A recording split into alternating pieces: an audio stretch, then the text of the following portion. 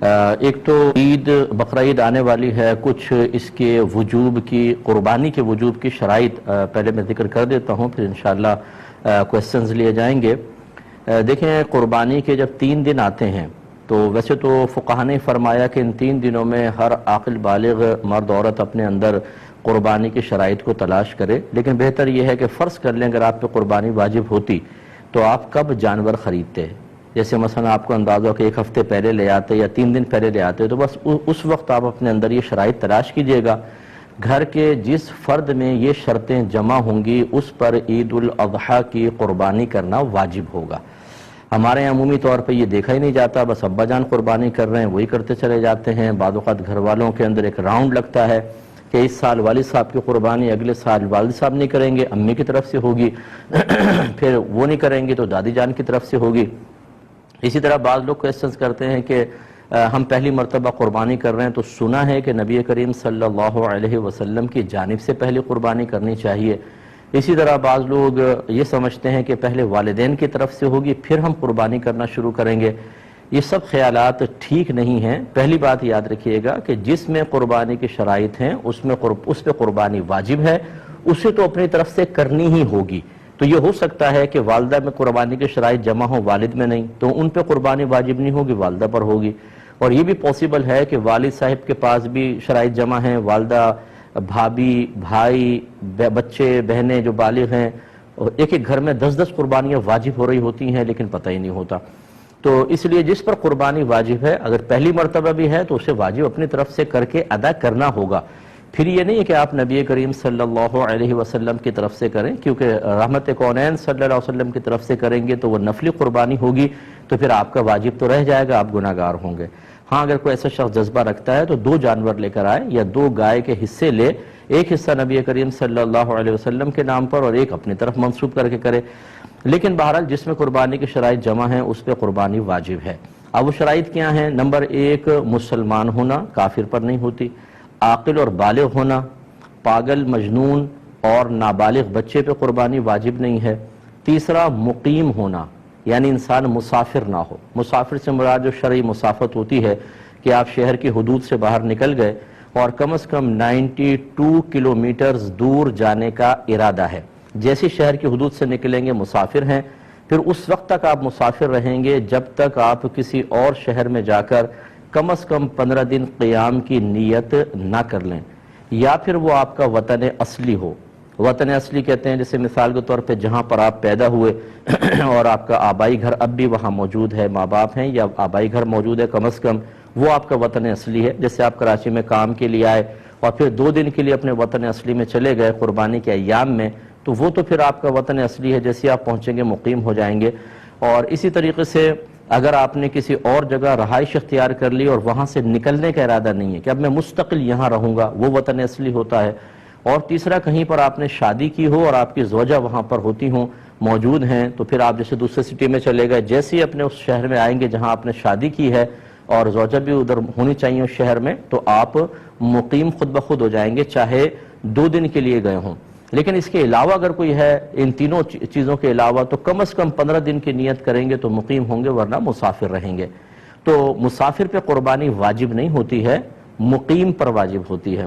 اور چوتھا یہ اچھی طرح ذہن میں رکھیے گا کہ قربانی کے 3 دنوں میں اگر آپ کے پاس اتنا مال ہے کہ جس کی مالیت 52.5 تولہ چاندی تک پہنچ جائے اور وہ آپ کی ضرورت سے یا حاجت اصلیہ سے زائد بھی ہو، تو آپ پہ قربانی واجب ہوگی، یعنی یہ قربانی کا نصاب ہے۔ بس اتنا اگر اماؤنٹ آپ کے پاس ہے اور آپ کی ضروریات زندگی سے زائد ہونا چاہیے۔ ضروریات زندگی میں کون سا ہوگا؟ جیسے اگر فرض کر لیں آپ کو سیلری ملی تو راشن لینا ہے، بچوں کی فی پے کرنی ہے، اور چیزیں ہیں، یا گھر کے جو ضروریات زندگی کا سامان ہوتا ہے جیسے آپ کے کپڑے ہیں، آپ کے جوتے، اور اگر آپ نے اے سی لگایا ہوا وہ بھی حاجت اصلیہ میں آتا ہے، آپ کا فریج، واشنگ مشین، برتن وغیرہ، یہ سب حاجات اصلیہ میں آتے ہیں۔ اسی طرح آپ کا ذاتی مکان، یہ حاجت اصلیہ میں ہے۔ اس سے فالتو کوئی بھی سامان ہو کہ جو آپ نے جو آپ کی ضروریات زندگی سے زائد ہے یا پھر سونا چاندی کی شکل میں ہے، تو وہ اس پہ قربانی واجب ہوگی۔ لہٰذا اب آپ کو دیکھنا یہ ہوگا، مثال کے طور پہ اگر کسی بہن کے پاس 1 تولہ سونا ہے تو یقیناً 52.5 تولہ چاندی تک اس کی قیمت پہنچتی ہے، تو ان پر قربانی واجب ہوگی۔ یہ زکوٰۃ کے نصاب کو نہ دیکھیے گا، اس میں یہی لکھا ہے کہ اگر کسی کے پاس بھی کسی بھی قسم کا مال ایسا ہو جو حاجت اصلیہ سے زائد ہو اور اس کی مالیت 52.5 تولہ چاندی تک پہنچ جائے تو اس شخص پہ قربانی واجب ہے۔ لہٰذا یہاں تک فقہا نے لکھا ہے، مثال کے طور پہ اگر آپ نے کوئی مکان کرائے پہ چڑھایا ہوا ہے تو وہ تو آپ کی ضرورت سے زائد ہے نا، تو اس مکان کی بھی مالیت کا حساب ہوگا، قربانی واجب۔ اسی طریقے سے اگر آپ کا ذاتی مکان آپ رہ رہے ہیں، اس میں 6 کمرے ہیں، 4 یوز ہوتے ہیں، 2 کمرے بالکل بند پڑے ہوئے ہیں، ان 2 کمروں کی قیمت کا بھی حساب کیا جاتا ہے۔ اسی طرح آپ کے وہ کپڑے جو آپ پہنتے نہیں ہیں، چھوڑ دیے، جیسے بہنوں کے شادی کے ہوتے ہیں، ایک سوٹ صرف شادی کے ٹائم میں پہنا جاتا ہے، پھر ایسے فالتو پڑا ہوا ہے، اس کی قیمت کا بھی اعتبار ہوگا، یعنی جو بھی حاجت اصلیہ سے زائد۔ اسی طریقے سے اگر آپ نے BC بھری ہوئی ہے اور ابھی آپ کی نکلی نہیں تو سمجھ لیں وہ آپ کا قرضہ آپ نے دیا ہوا ہے، اس کی مالیت کا بھی حساب ہوگا۔ اسی طرح کسی کو قرض دیا ہوا ہے آپ نے، اس کی مالیت کا بھی حساب ہے۔ تو خلاصہ کلام یہ ہے کہ قربانی کے دن جب قریب آ جائیں تو آپ یوں کریں، جتنا آپ کا سونا ہے اس کی قیمت نکلوا لیں، چاندی کی قیمت نکلوائیں، جتنا کیش روپیہ پڑا ہے وہ بھی، پرائز بانڈ ہوں، شیئرز ہوں، سیونگ سرٹیفکیٹس آپ نے لے کے رکھے ہیں، ان سب کی قیمت اس میں ایڈ کر لیں۔ اس کے علاوہ آپ نے اگر BC دی ہے اور ابھی نکلی نہیں، وہ آپ کا قرض ہے سمجھ لیں، اسے بھی ایڈ کریں۔ کسی کو ویسی قرض دیا ہوا ہے وہ بھی اس میں ایڈ کر لیں اور اس کا ٹوٹل نکال لیں۔ ٹوٹل نکالنے کے بعد پھر آپ یہ ضرور دیکھیے گا کہ کیا اس میں سے کچھ ایسا پیسہ ہے جو مجھے فوری طور پہ گھر میں خرچ کرنا ہو، یا پورے مہینے میں جیسے بجٹ کا ہوتا ہے آپ یوٹیلیٹی بلز کے لیے اور راشن وغیرہ کے لیے رکھتے ہیں، اسے اس میں سے مائنس کر دیں۔ اس کے علاوہ ہر وہ قرضہ جو اس منتھ میں آپ کو فوری طور پہ ادا کرنا ہے، جیسے کوئی انسٹالمنٹ دینی ہے آپ نے، یا کسی کا قرضہ لیا ہوا اور وہ کبھی بھی مطالبہ کر سکتا ہے، ایسا کوئی قرضہ جس کی کوئی میعاد وغیرہ مقرر نہ ہو، اس سب کو بھی اس میں سے مائنس کر دیں۔ اب جو باقی بچے دیکھیں، اگر وہ 52.5 تولہ چاندی کے برابر پہنچ جاتا ہے تو بس پھر ٹھیک ہے، آپ پہ قربانی واجب ہے، ورنہ نہیں ہے۔ سوری۔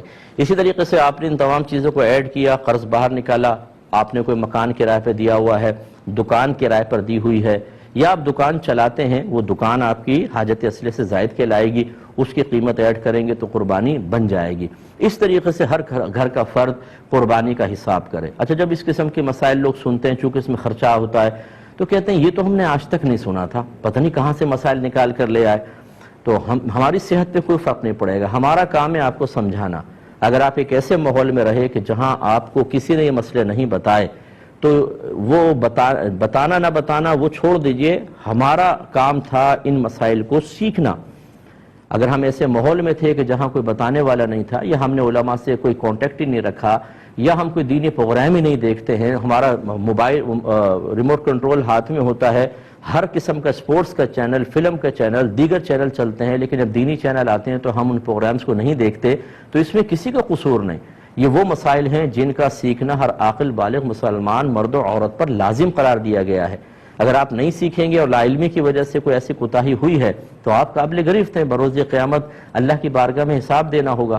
تو مجھے تو ایسے لوگ ملے ہیں کہ جب اس قسم کے اپنے مسائل بیان کیے تو سر پکڑ کے بیٹھ گئے کہ مفتی صاحب ہم پہ تو اس کا مطلب ہے 20 سال سے قربانی بن رہی تھی، ہمیں تو پتہ ہی نہیں تھا۔ تو بھئی نہیں پتہ تھا تو کریں۔ تو لہٰذا اگر کسی کی پچھلی قربانیاں رہتی تھیں تو یا جسے پتہ تھا کہ قربانی ہم نے کرنی ہے نہیں کر سکے، یا لا علمی کہ ہمیں مسئلہ ہی پتہ نہیں تھا، ایسے افراد اب قربانی کی جگہ قربانی نہیں کر سکتے، وہ نکل گئی، اب ایک قربانی کی قیمت صدقہ کر دیں، یا تو بکری کی قیمت کر دیں بکرے کی، اور یا پھر ایک کم از کم ایک گائے کا حصہ جو معتدل قسم کا ہو، یوں نہیں کہ 4-5 ہزار آپ نے خرچ کر دیے، 4-5 ہزار میں 7 چوک 28 ہزار کی گائے کیسی آئے گی؟ 7 حصے ہو سکتے ہیں تو کیسی گائے آئے گی؟ اچھی تھوڑی سی درمیانے درجے کی گائے کا حساب کریں، اور اس کو آپ یعنی جتنے رہتی ہیں، 10 قربانیاں ہیں تو اگر آپ 7 حصے ایک گائے کے اور 3 حصے اور گائے کے اندر ملا لیں تو 10 حصے ہو گئے، اتنے آپ کو رقم صدقہ کرنی ہوگی۔ فوری طور پہ کر سکتے ہیں، بیسٹ ہے، ورنہ اگر اتنے پیسے نہیں ہیں تو بہرحال اس دفعہ کی قربانی واجب ہے وہ پہلے کریں، اور پیچھے والی قربانی کے تھوڑے سال بسال خرچ کرتے رہیں تاکہ وہ آپ کا حساب کتاب پورا ہو اور آپ آخرت کی گرفت سے محفوظ رہ سکیں۔ اللہ تعالیٰ سمجھ کی توفیق عطا فرمائے۔